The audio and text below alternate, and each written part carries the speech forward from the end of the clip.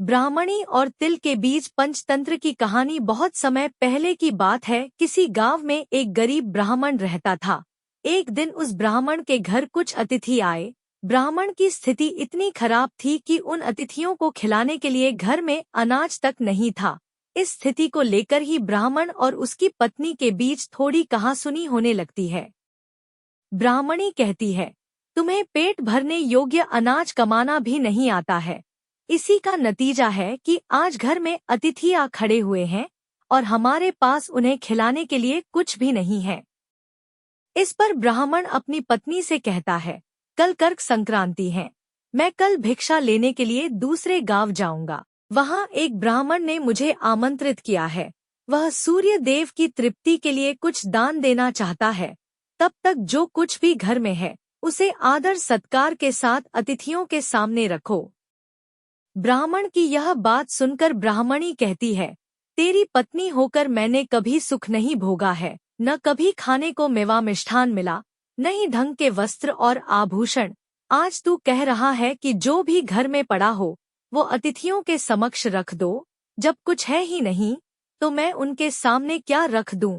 पड़े हैं तो बस एक मुट्ठी तिल, तो क्या अतिथियों के सामने सूखे तिल रखना अच्छा लगेगा? पत्नी की यह बात सुनकर ब्राह्मण कहता है, ब्राह्मणी तुम्हें ऐसा बिल्कुल भी नहीं कहना चाहिए।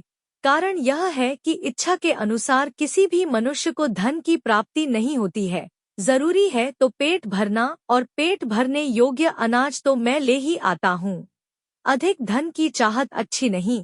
ऐसी इच्छा का तुम्हें त्याग कर देना चाहिए।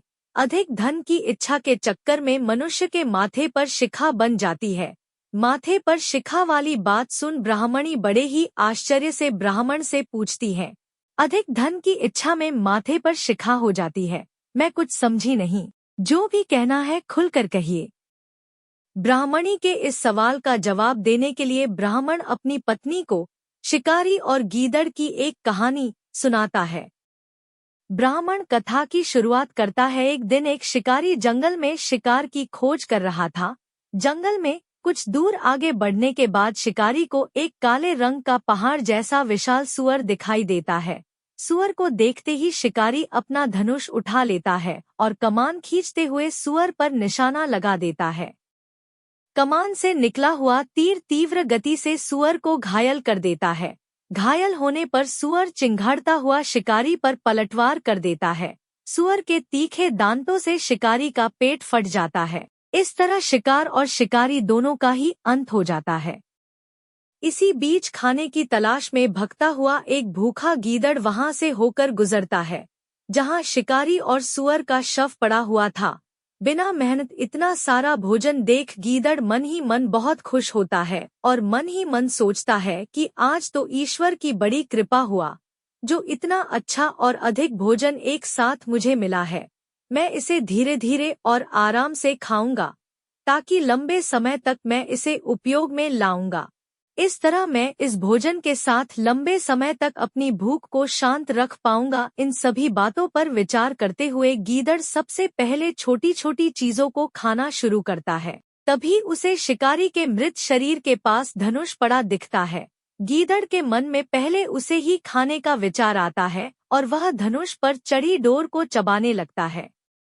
गीदड़ के चबाने से धनुष पर चढ़ी डोर टूट जाती है और डोर के टूटने से धनुष का एक सिरा वेग के साथ गीदड़ के माथे को भेदता हुआ ऊपर निकल आता है।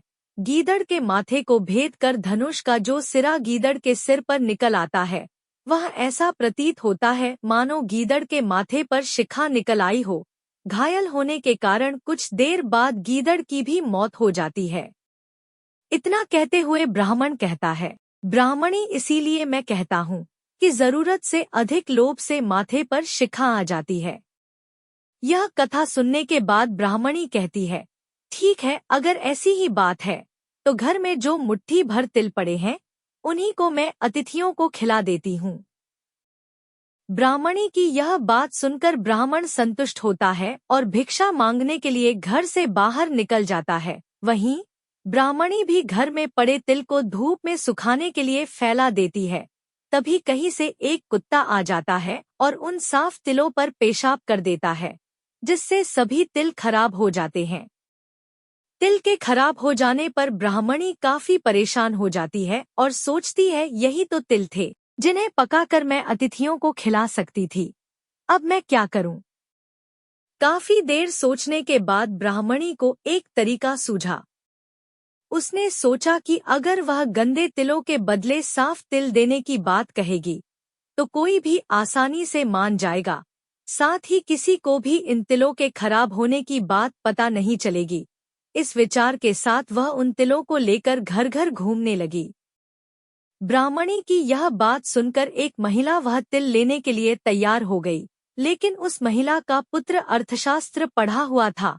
उसने अपनी माँ से कहा कि इन तिलों में जरूर कोई न कोई खोट होगी, वरना कौन साफ सुथरे तिलों को गंदे तिलों के बदले देने के लिए तैयार होगा। पुत्र की यह बात सुनकर महिला ने ब्राह्मणी के तिलों को लेने से मना कर दिया। कहानी से सीख।